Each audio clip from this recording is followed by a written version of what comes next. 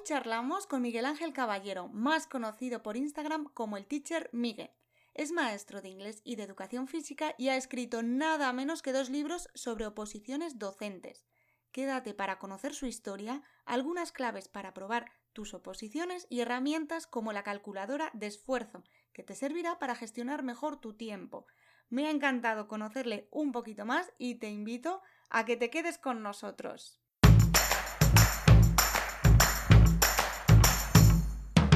Hola, soy Úrsula Campos, autora del libro Hay una plaza para ti, con 33 claves para tener éxito y aprobar tu oposición. Bienvenidos a mi podcast, donde cada semana encontrarás un episodio con tips de productividad, gestión del tiempo, técnicas de estudio y motivación. Porque para aprobar una oposición no solo necesitas estudiar, y aquí hablaremos de todo lo que te preocupa, entrevistaré a expertos y conocerás las historias que necesitas para inspirarte y seguir adelante. Hola a todos y bienvenidos al podcast de Úrsula Campos. Hoy tenemos un invitado, pues como siempre, muy especial. Hoy nos acompaña Miguel Ángel Caballero López, que es el Teacher Miguel en Instagram, que es tutor de cuarto de inglés y de educación física, autor de la saga Oposiciones Docentes, que ya tiene 2 volúmenes, y preparador de oposiciones. Bienvenido, Miguel Ángel. Hola Úrsula, ¿qué tal? Muchas gracias por la invitación y un placer estar aquí hoy contigo. Pues lo mismo digo, es un gusto tenerte aquí en el podcast y bueno, aunque no nos podemos ver de tú a tú, aunque sea a través de una pantalla, pues me encantaría conocerte un poquito más y que nos contaras pues todos esos proyectos que tienes entre manos. Genial, sin problemas, aquí estoy para intentar aportar un poco de valor y bueno, que pueda resultar interesante a todos aquellos oyentes que están al otro lado. Bueno, pues por empezar por el principio, ¿tú qué querías ser de pequeño? Yo de pequeño quería ser maestro, eso lo tenía la verdad es que bastante claro y además quería ser maestro de educación física, el del chándal, ese quería ser yo. Es verdad, los maestros de educación física siempre iban en chándal. O sea, ¿tú te acuerdas de querer ir en chándal? Sí, yo recuerdo perfectamente que yo quería ser maestro porque tenía un poco eso de forma innata conmigo. Creo que también tendrá un poco de influencia el hecho de que mi hermana, que es unos 10 años mayor que yo, pues también era maestra y además empezó a trabajar muy joven. Y yo como que tenía súper claro que ese tenía que ser también mi futuro. Mira, o sea, que tú eres maestro de vocación y lo has tenido claro desde siempre. Pero has acabado siendo de inglés. Bueno, eres de los dos, de educación física y de inglés. ¿Cómo te metiste en el Sí, jardín del inglés? bueno, la verdad es que la historia es un poco rocambolesca, pero básicamente fue por adaptarme un poco a las circunstancias de la oposición en el momento en el que yo me presenté. Yo estudié el grado en educación primaria y hice la especialidad de educación física, que era, pues, digamos, un poco lo que yo quería. Sin embargo, el año que fui a opositar, pues la oferta de plazas para el área de inglés fue bastante más alta. Yo estaba sacando el B2 de inglés y mi hermana, que es maestra de inglés, me animó a que me lanzara. Al final, pues la cosa salió bien y continué opositando por esa especialidad hasta que saqué la plaza. Sacaste la plaza de inglés. Oye, ¿y algún truco para mejorarlo para gente como yo que no lo practicamos, pero sí que me gustaría subir el nivel de inglés? Así de tú a tú, a ver qué podemos hacer. Pues mira, Úrsula, yo lo pasé muy mal al inicio porque nunca se me ha dado bien el inglés, nada bien. De hecho, es la asignatura en la que siempre tenía las notas más bajas en el cole y en el instituto.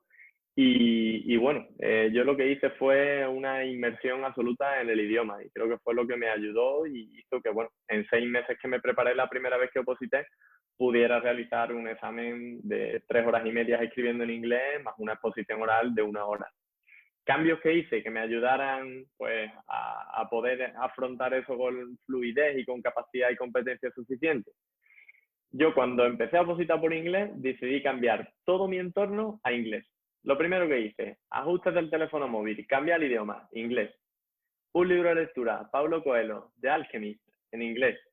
Las series de televisión que veía, How I Met Your Mother, ¿cómo conocí a vuestra madre? En inglés. Al principio era horrible porque no entendía nada, avanzaba súper lento, me costaba muchísimo trabajo retener la información en inglés, eso fue un poco, digamos, lo más complicado, pero sí es cierto que conforme iban pasando los meses, cada vez me encontraba más cómodo y bueno, hoy en día tengo el C1 y considero que tengo una competencia comunicativa bastante buena en ese idioma. Madre mía, o sea que es una inmersión total lo que hiciste y sobreviviste. ¿Cuánto estuviste así? Porque, Pues principalmente fueron los primeros 6 meses de oposición, aproximadamente de enero hasta junio, pero bueno, digamos que yo no tenía demasiada fe en mí mismo para aprobar la oposición de inglés. Entonces lo que hice fue presentarme al C1 de inglés en agosto. Pagué la tasa en febrero porque dije, bueno, como no voy a aprobar la oposición, al menos sigo estudiando inglés en verano e intento sacar el C1. Total, tuve continuidad durante todo el verano para poder hacer ese examen, lo aprobé también y ya pues permanecí en la práctica continua. También me gusta mucho viajar cuando se podía y también es cierto que siempre intentaba ponerlo en práctica en el mayor número de contextos posible. Me gusta mantener contacto con algunos amigos que tengo que son nativos y bueno, a través de la lectura también, las publicaciones científicas y demás, casi siempre pues las leo en inglés y todo eso al final pues te va ayudando. sí, la verdad es que es esforzarse un poquito y ahora lo tenemos más fácil, ¿no? Que ver una serie que nos guste, aunque al principio cueste, creo que puede ayudarnos, ¿no? A motivarnos, etcétera. Bueno, pues lo probaré a ver qué tal. Bueno, Te animo, te animo. he leído por ahí que nunca ves las cosas terminadas. ¿Eres muy perfeccionista? Creo que es algo que está en mí y no sabría si calificarlo como virtud o como defecto, porque depende del contexto, se pone una máscara u otra, pero creo que sí. Me considero una persona bastante perfeccionista y exigente, entonces, vamos, de pequeño, digamos, de adolescente, me dio por hacer diseño gráfico y realizaba carteles, logos para tarjetas, para fiestas. Y cuando quedaba con la persona que me había encargado del trabajo, pues siempre le decía lo mismo. Le decía, mira, te traigo 5 versiones distintas y además ninguna de las 5 creo que está terminada. Creo que podría ponerle algo más. Y siempre me decían, oye, pues yo lo veo perfecto, pero yo siempre tenía la sensación de que a lo mejor otro tipo de letra, otro tono, algo podía hacer que mejorara. Y es algo que al final me ocurre en todos los ámbitos de la vida. Es cierto que en ciertos momentos se puede volver tóxico y negativo, pero también es verdad que en muchos otros ámbitos pues te hace, digamos, diferenciarte o al menos convertirte en la mejor versión posible que puede ser. Claro, es que yo creo que una cosa es aspirar a la excelencia, ¿no? Que es a lo mejor no a la perfección, pero sí a la excelencia. Y si esa aspiración nos paraliza de alguna manera es cuando es el lado ese negativo del que hablas, ¿no? Yo creo que tú a lo mejor eres perfeccionista, pero no te paralizas. Exactamente. El problema, el arma peligrosa, digamos, que se genera cuando esa búsqueda de la perfección genera una frustración, porque al final nunca nadie va a conseguir llegar a esa perfección porque sencillamente es algo que no existe y que tiene un carácter 100% subjetivo. Por tanto, no hay ninguna forma de comprobar que ya algo es perfecto. Entonces, evidentemente, cuando eso ocurre, sí es peligroso y puede ser perjudicial. Pero creo que siempre que sea con la intención un poco de avanzar o perseguir esa utopía o esa mejor versión posible, o esa excelencia, como tú lo llamas, pues puede ser interesante. Muy bien. Vamos a cambiar un poco al deporte, que hemos dicho que tú eres deportista. Soy, digamos, adicto al deporte. Desde muy pequeño he practicado muchísimos deportes, desde baloncesto a waterpolo, full contact, crossfit, fitness, escalada, running, carrera, ciclismo, digamos que un poco de todo. Madre mía, ¿y qué valores destacas del deporte que hayan podido acompañarte pues en la oposición y luego al final en tu vida, ¿no? Pues mira, a mí el deporte me ha enseñado muchísimo y me enseña cada día. Y me ha enseñado a no infravalorar a nada ni nadie, a no infravalorarme a mí tampoco, a saber que no hay que ganar para jugar y que no hay Ujú. que tener éxito para intentarlo con todas tus fuerzas, porque bueno, mi primera etapa como deportista fueron 10, 12 años como jugador de baloncesto, llegando incluso a estar jugando en categorías de federado, de federación Y bueno, me tocaba jugar con equipos que casi siempre eran muchísimo mejores que nosotros y tenían muchísima más táctica, más técnica, más forma física y más todo. Pero eso no quitaba que yo hasta que sonaba el final del partido corriera como un jabato detrás de cada balón, Ajá, independientemente de si sabía que iba a llegar a cogerlo o no, ¿o no? me tiraba. Y creo que al final esa actitud cuando la extrapolas al ámbito de la oposición se transforma en, digamos, la hoja de ruta, porque es que el mundo de las oposiciones ya sabemos que es muy complicado, que muchas veces es injusto y que al final el que lo consigue es porque no ha parado de correr. Y en ese sentido el deporte suma mucho al opositor. Qué bonito, es verdad que a lo mejor puedes ver que el rival es más fuerte que tú, que tiene más táctica, que corre más, que tal, pero bueno, pues lo importante es seguir jugando, ¿no? Y es, Exactamente. Siempre hay que seguir avanzando y bueno, aceptar que la derrota es parte del juego y Ujú. parte de la vida. Y hay que saber encajarla, analizarla, pensar cómo puedes hacerlo mejor y trabajar en esa línea. Ya está. Pues sí, yo también lo comparto. Y bueno, ¿cómo es el teacher Miguel en el aula? Pues la verdad es que soy un maestro bastante tranquilo en la clase. La verdad es que suelo hablar bajito, no suelo, digamos, participar o intento al menos no participar demasiado en las clases. Intento fomentar que los que participen sean ellos. Me gusta mucho la broma y el ambiente bueno, de relajación, de contacto muy cercano con el alumnado, incluso con los compañeros que entran a veces en mi aula. Y Ujú. bueno, me gusta al final que mi clase sea un sitio al que los niños quieran ir. Porque das clases de las dos cosas, de inglés y de educación física, o das más cosas de más asignaturas. Dependiendo del año, he dado una Ajá, asignatura u otra, por mi habilitación que me permite, digamos, pues dar distintas cosas. Este año, con la idiosincrasia del COVID, claro. eh, como digamos puedo dar muchas asignaturas, hemos intentado que en cada clase entre el menor número de maestros posible, por aquello Ah, de los contactos. Entonces, en mi clase este año doy inglés, doy educación física, doy lengua, doy ciencias sociales, digamos que una amalgama un poco de todo. muy bien. Y luego habrá, claro, habrá asignaturas que sea más fácil ser, digamos que un profesor más, o son todas asignaturas igual para impartir. Habrá asignaturas que faciliten más otro tipo de dinámicas, ¿no? O, cuéntame.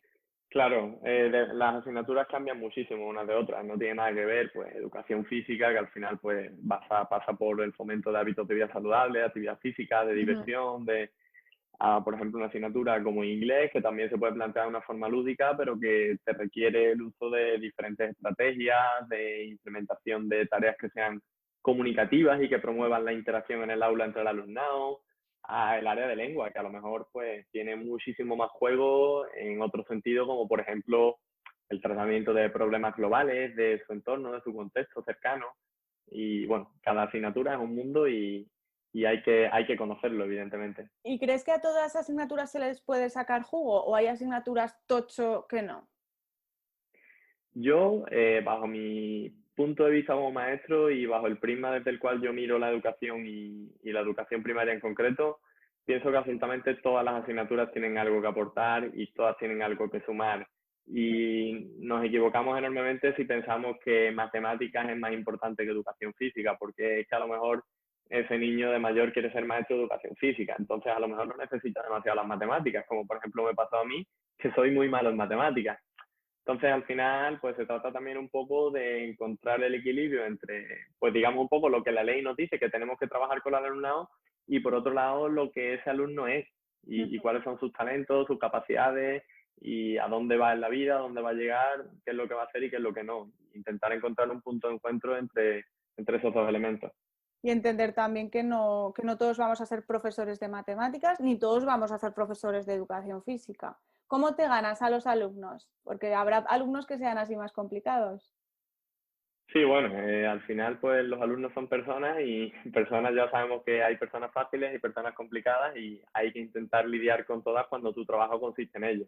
Entonces, yo creo que, digamos, mi punta de lanza con el alumnado es el ambiente de risa, de broma y de relajación y la conexión emocional con ellos.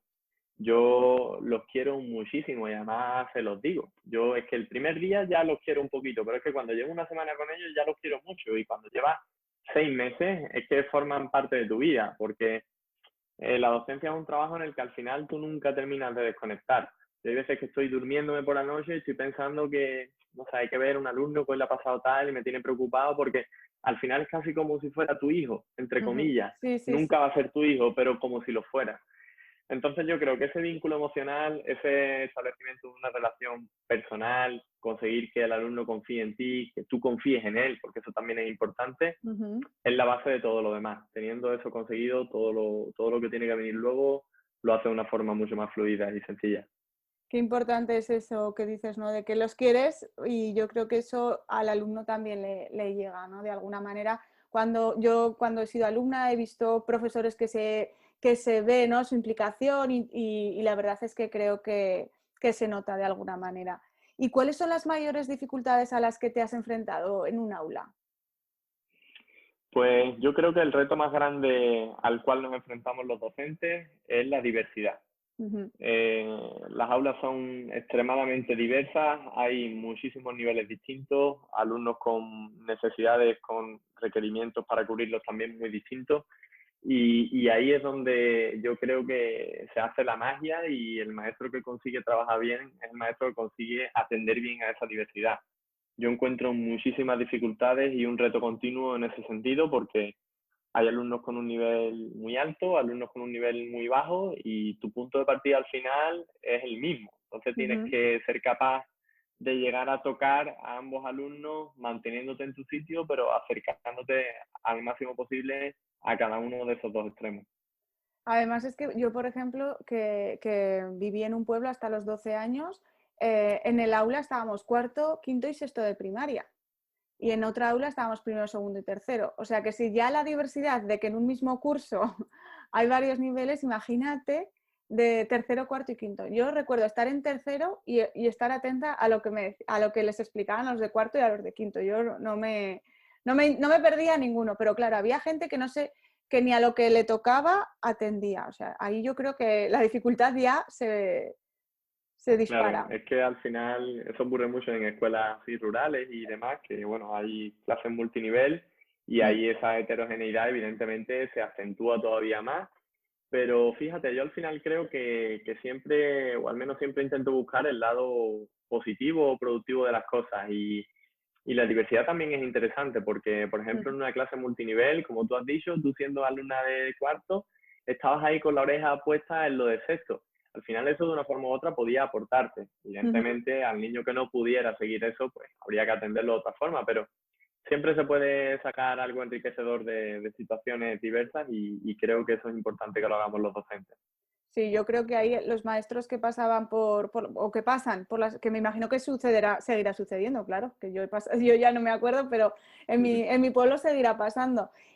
Ahí te da unas tablas, ¿no? Como maestro que dices, pues bueno, tengo que tener muchísima cintura, muchísimas estrategias para sobrevivir o tal, ¿no? E intentar pues aportar el máximo, porque al final es que es lo que hay.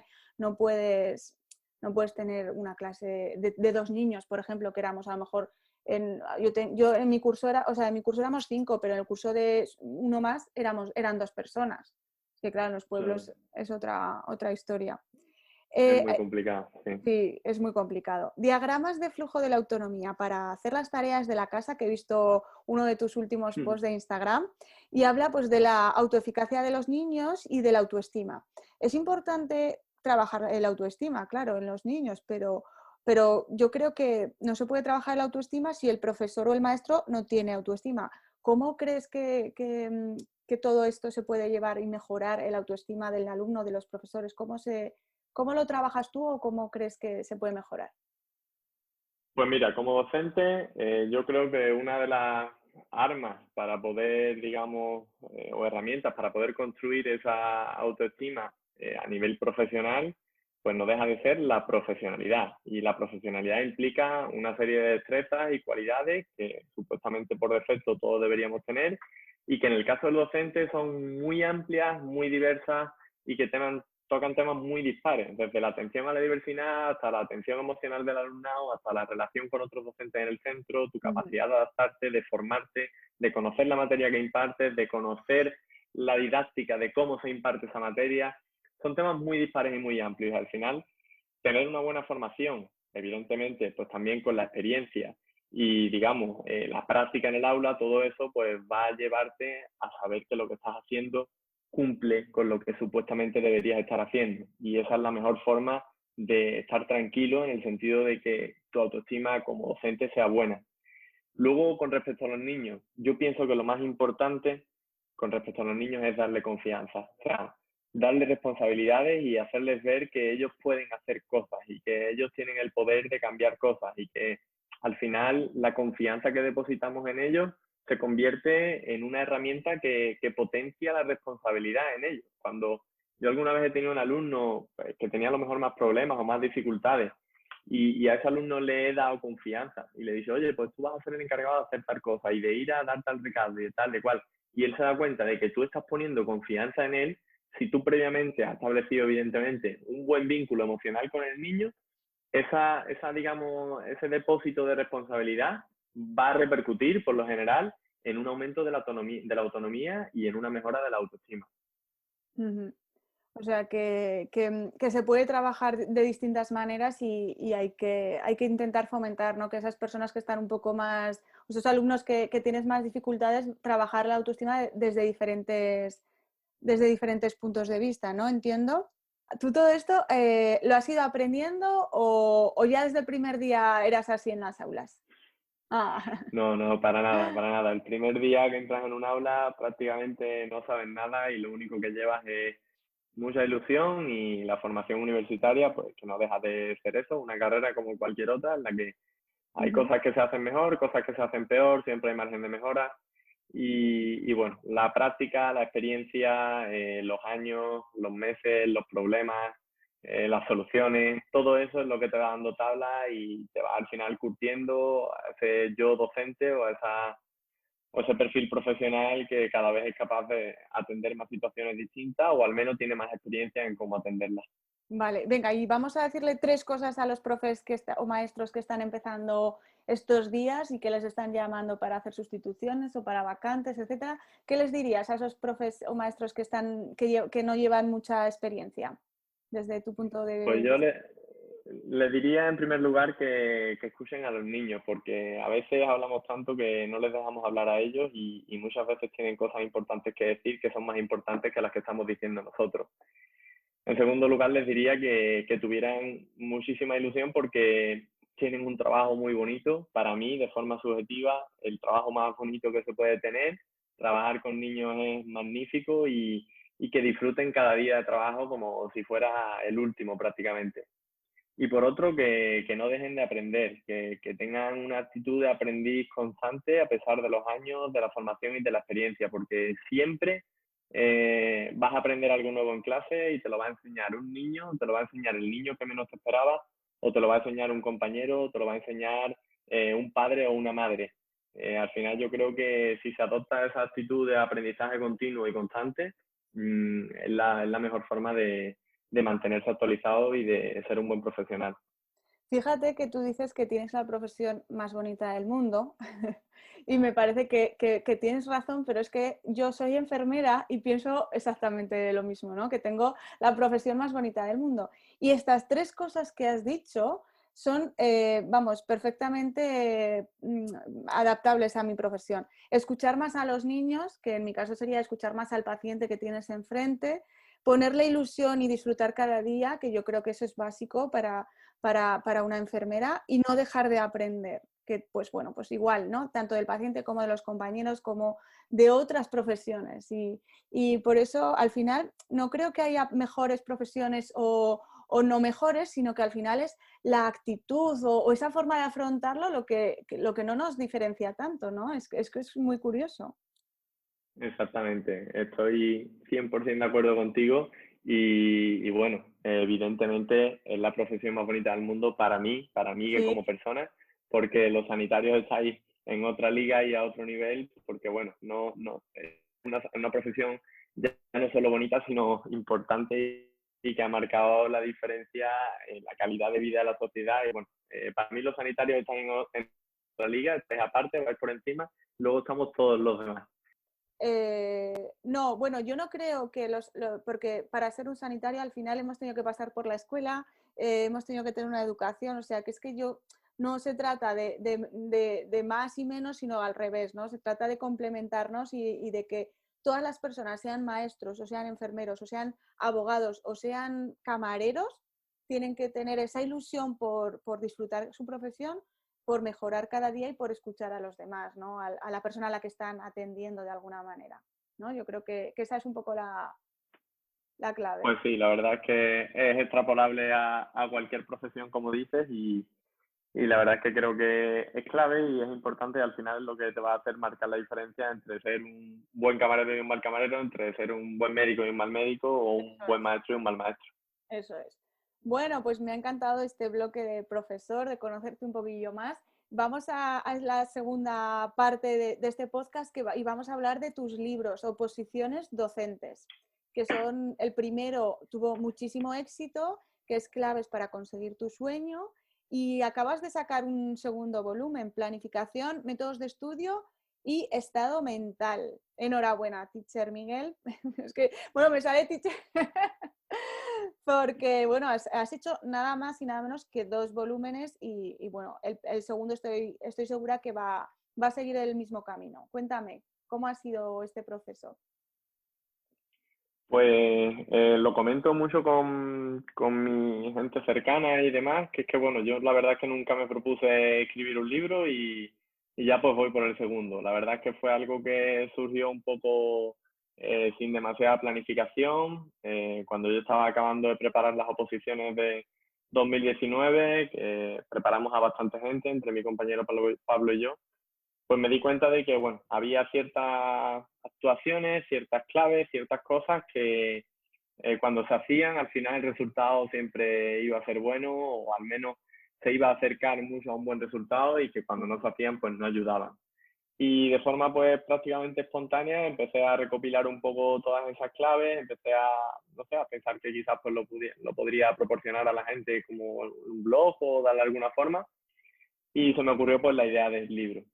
Y nada, tras una breve investigación vi que había libros sobre oposiciones, de hecho vi el tuyo, vi el de Francisco del Pozo, el de Emilio, pero no vi ninguno de oposiciones docentes de forma específica. Entonces, pues decidí lanzarme e intentar que fuera, digamos, un breve manual que pudiera ayudar, inspirar, motivar a otros que estaban en el camino y nada, eso fue lo que hice. Ya pues a raíz de ahí han venido muchas cosas, la verdad es que el feedback fue muy bueno, estoy muy contento con el resultado de ese libro y sí es cierto que había un denominador común en el feedback que era como que me había quedado corto, que tenían ganas de más, que tal y que cual, y es cierto que el libro pues era una vista de pájaro de todo lo que yo Ujú. consideraba importante, pero lo que he hecho en este segundo volumen pues ha sido bajar del vuelo y meterme en el fango en 3 ámbitos que creo que son determinantes en la oposición como son la planificación y la organización de la misma, los métodos de estudio, porque he visto que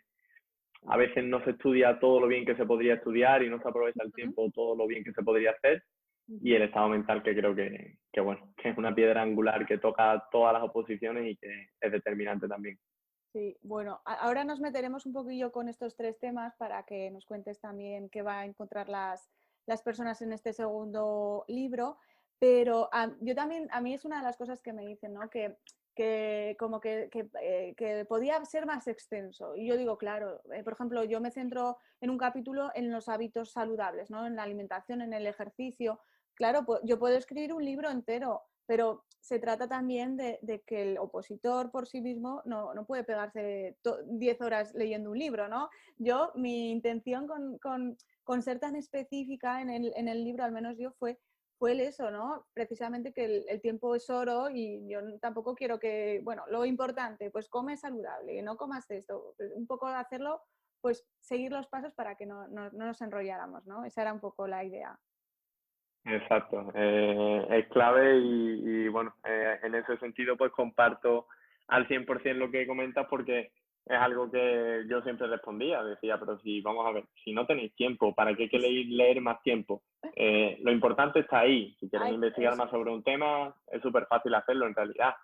Y en este segundo libro es cierto que me he extendido un poco Sí. más, Claro. pero al final hice un repaso e intenté condensar y ser lo más conciso posible y bueno, al final se me ha quedado en 140 páginas con la Mm. bibliografía y todo, o sea que son 120, ciento y pico, tampoco creo que sean demasiado y serán un No, par de horas, así que he intentado cumplir con ese requerimiento por segunda ocasión. está bien, 120 está muy bien. Y que además del libro pones que hay materiales para descargar. ¿Se pueden? Sí, de la mano de este libro van 4, 5, 6 materiales, no recuerdo exactamente, Ujú, adicionales al libro, porque a mí la verdad es que me gusta ser muy práctico. ujú. A veces he acudido a formaciones que me han gustado a nivel teórico, pero luego nunca he visto la aplicación práctica real o cómo llevarlo a mi vida o cómo llevarlo al terreno de juego. Ajá. Entonces yo con este libro lo que he intentado ha sido realizar una fundamentación teórica, hacer la propuesta práctica y dar el material directamente ya hecho para la propuesta práctica, a fin de facilitar al máximo el trabajo del opositor y, como ya venimos comentando, ahorrar tiempo. Ujú. Muy bien, o sea que además del libro podrán descargarse unos materiales prácticos, plantillas, etcétera, ¿no? Exactamente, sí. Bueno, ¿qué propones tú en la parte de planificación? ¿Cómo abordas tú la planificación de una oposición? En rasgos Pues mira, generales. sí, precisamente esta mañana he tenido una formación al respecto de la mano del libro y bueno, en la planificación para mí el punto de partida es un autoanálisis muy pormenorizado de cómo eres, de qué es lo que se te da bien, qué es lo que no se te da bien, cuánto tiempo dispones para dedicar a la oposición, cuántos meses, cuántas horas al día, cuántas horas a la semana. Ujú. Y como punto de partida, todo eso. Una vez que tienes claro eso, pasaríamos ya un poco a la distribución de las fases de la planificación. Yo la distribuyo en varias fases, de la fase, digamos, de estudio general o principal, luego una fase de afianzamiento, luego una de repaso, para poder consolidar bien los contenidos. Luego, dentro de esas fases, pues, en la posición docente, digamos que hay varios pilares que abordar. El estudio del temario, el diseño de una programación, la práctica de los supuestos prácticos.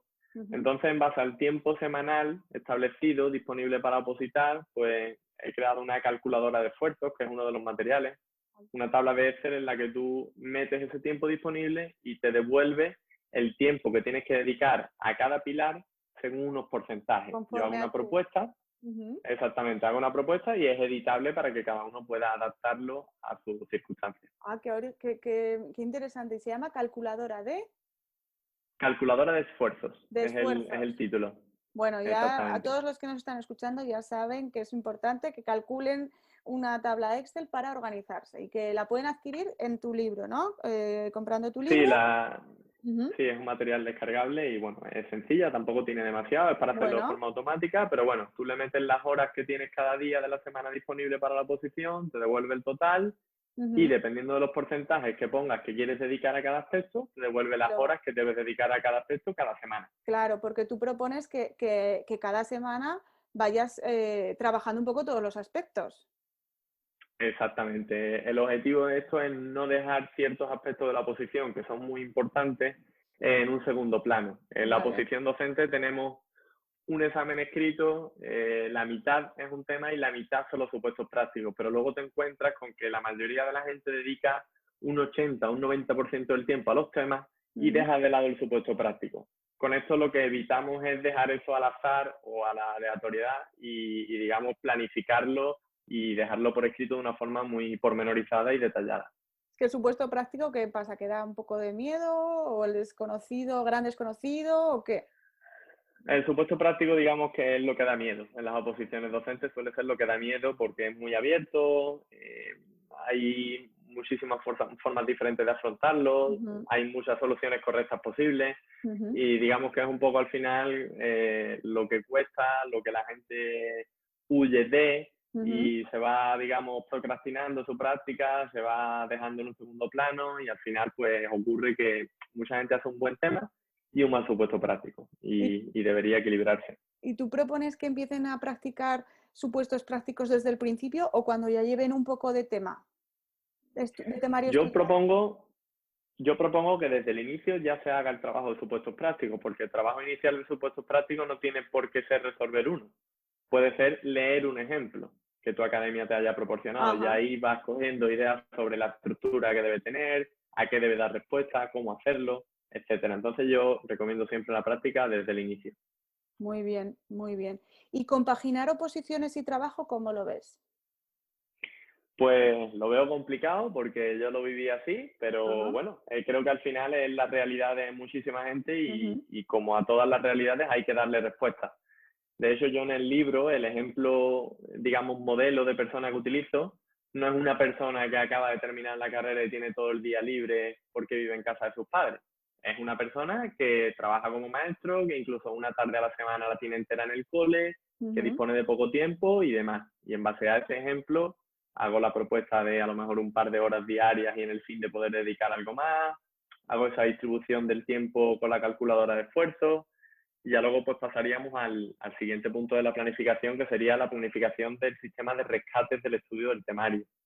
Ya sabemos que hay que ir, digamos, acumulando contenido, Ujú. que aprendemos para olvidar, que todo lo que no se repase se va hundiendo en nuestra memoria hasta disiparse y que Ujú. hay que, digamos, de forma sistemática ir rescatando, recuperando estos contenidos que ya supuestamente has aprendido o memorizado.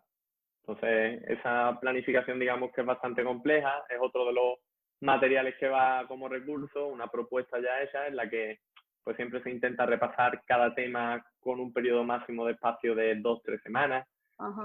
para intentar, se va haciendo de forma acumulativa, de tal forma que, bueno, al final llevas por delante los 25 temas o en caso de secundaria los 40 o 35 temas que hayas estudiado. Claro, es que eso también hay que barajar, porque yo en mi caso, que había 60 temas, sobre todo la primera vuelta la dimos casi sin repasar. Es verdad que hay temas que sí que son recurrentes y entonces los vas repasando porque siempre salen en muchos temas, pero claro, con cierto número de temas, o incluso Paula Mateos, que me parece que tenía ciento y pico temas, era imposible repasar todas las semanas o cada 2 o 3 semanas. O sea que es que también un poco se trata de ver la estrategia y dependiendo de tus circunstancias y de tu oposición y tus temas, ¿no? Claro, en ese sentido hay muchísimas diferencias entre una oposición u Eso es. otra. Por ejemplo, mi pareja es médico y ahora está con el MIR, entonces tienen una cantidad de temas, pues no sé, 350 temas en total, es una brutalidad entre todas las especialidades que estudian y es Exacto. complicado. Ellos en la academia les plantean una serie de vueltas también, pero no cumplen ese principio de cada 2 o 3 semanas repasarlo.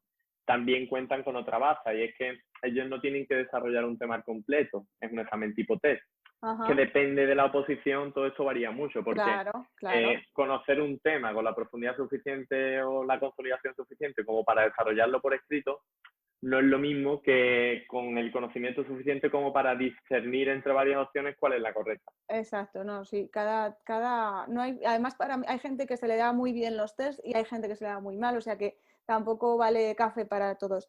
Bueno, ¿y tienen ya fecha tu pareja para el MIT? Porque este año creo que aún no habían puesto la fecha, ¿verdad? O alguna tenían problemas.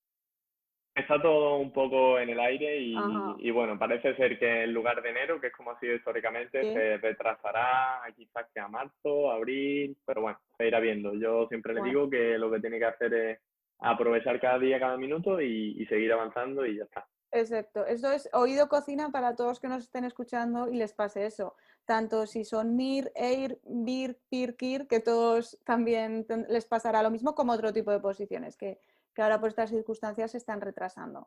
Bueno, pues que tenga mucha suerte, sea en enero o en marzo o en abril, que tenga mucha suerte y luego se aprueba que nos venga aquí a contar sus métodos. Ahora no la vamos a distraer, pero cuando apruebe que nos lo venga a contar, ¿vale?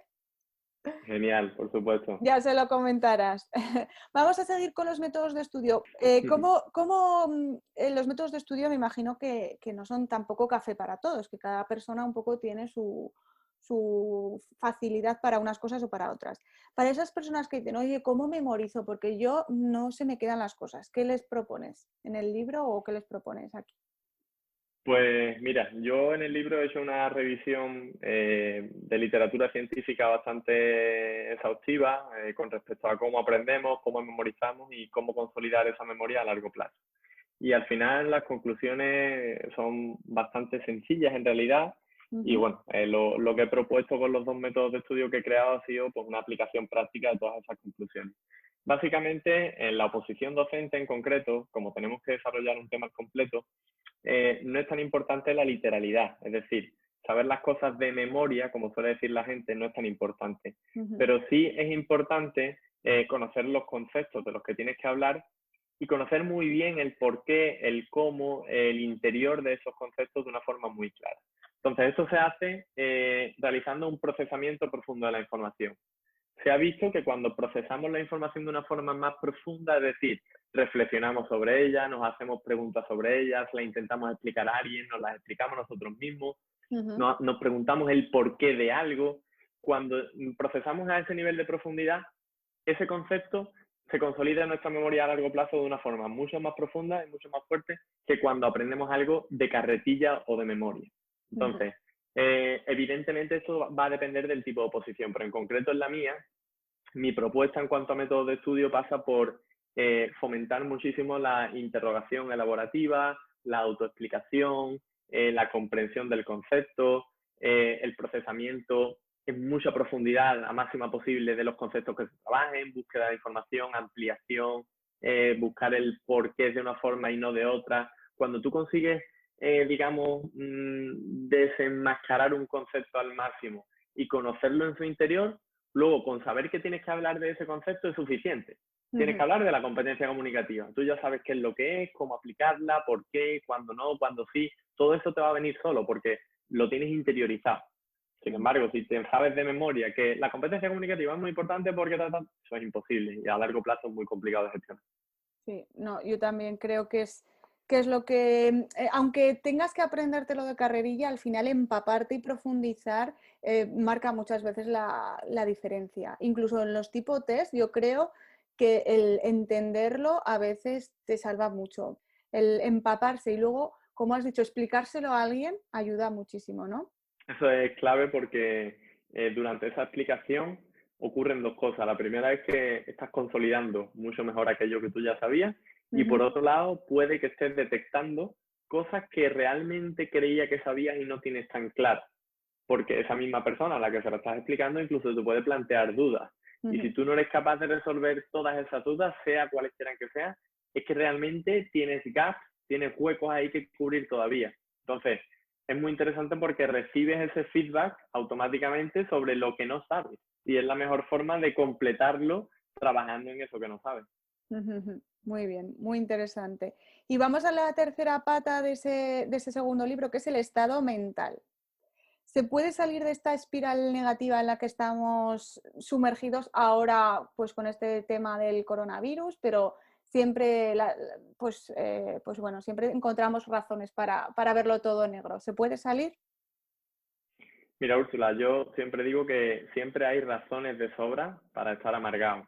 Siempre. O Ah, sea, siempre las hay, sí. pero es una elección. Yo creo que no depende de lo que ocurra afuera, yo creo que depende de cómo se mire desde dentro. Y esto, de hecho, se ha visto.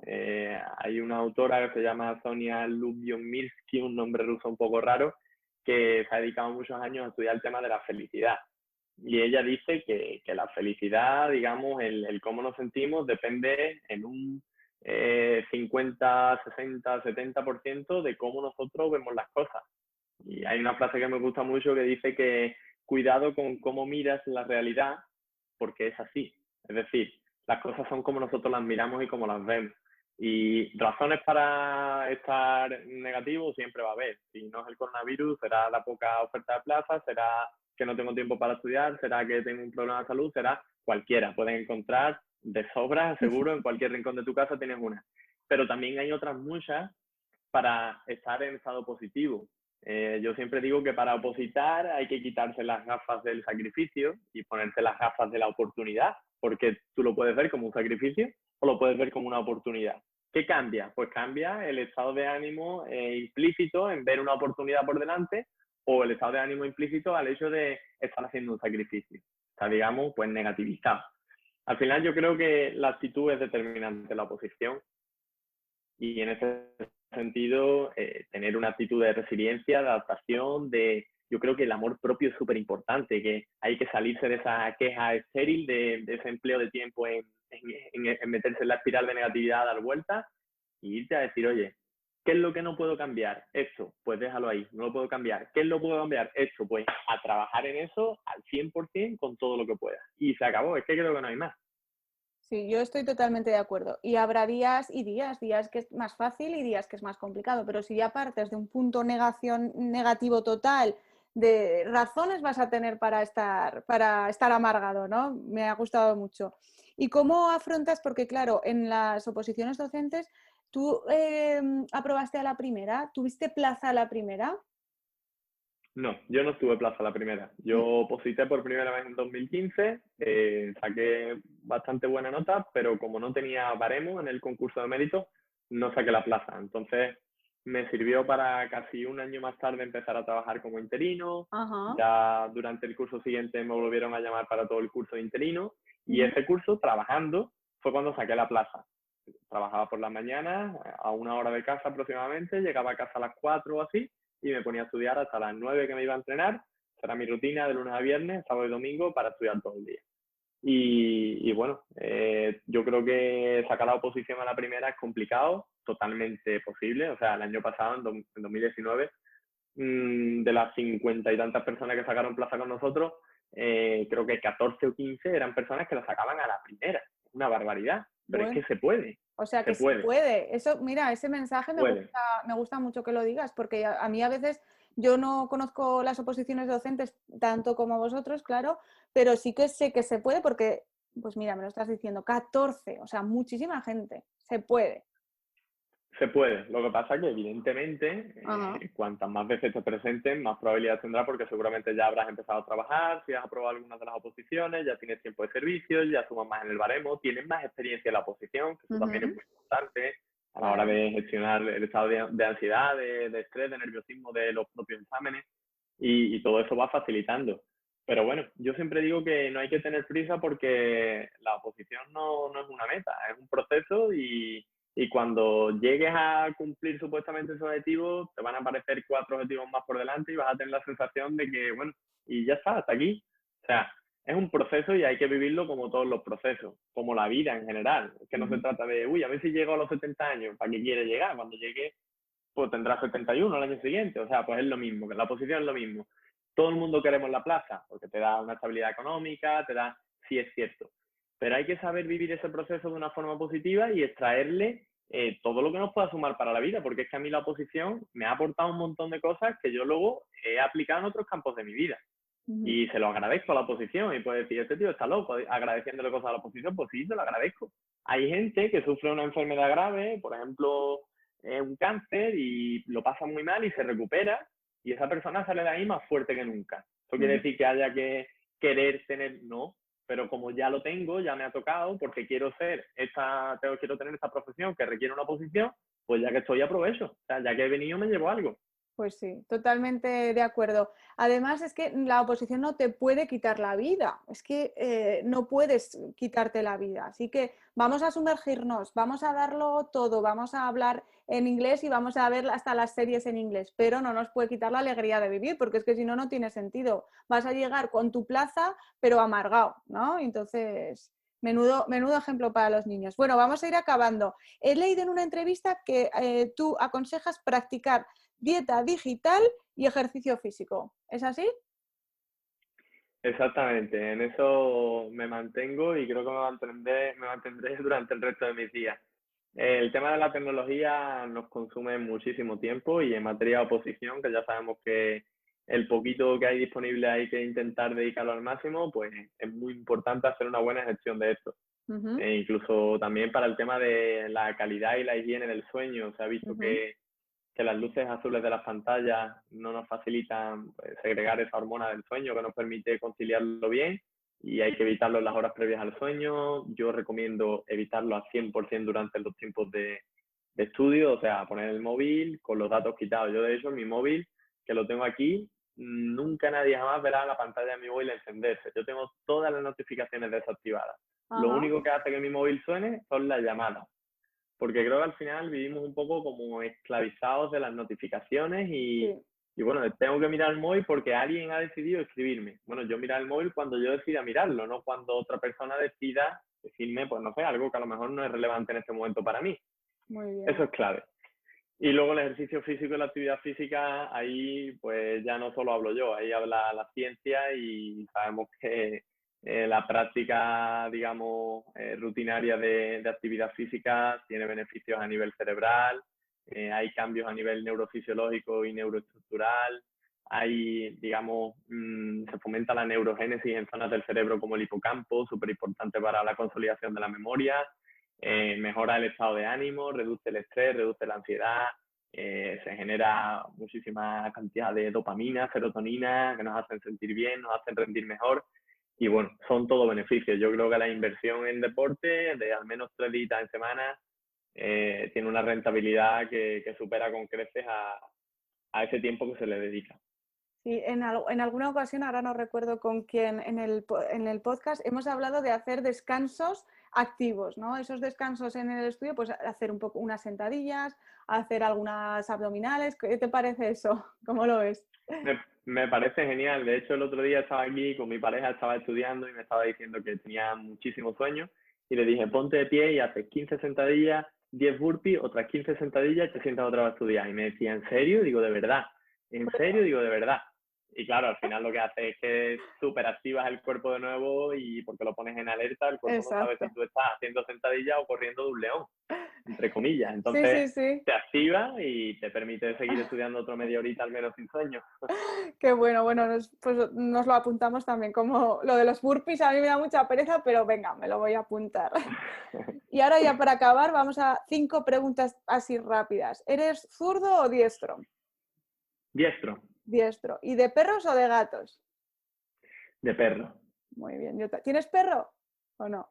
No, pero voy a tener uno en breve. ¡Ah, qué bien! Pues ya lo quiero ver. ¿De La Bella y la Bestia o del Rey León? Del Rey León, siempre. ¿Sí? Bueno, sí. has nombrado al león, es verdad. ¿Café o colacao? Complicado. Café, lo que pasa es que creo que me estoy haciendo mayor y me está empezando a sentar mal, me pongo muy nervioso, así que ahora té.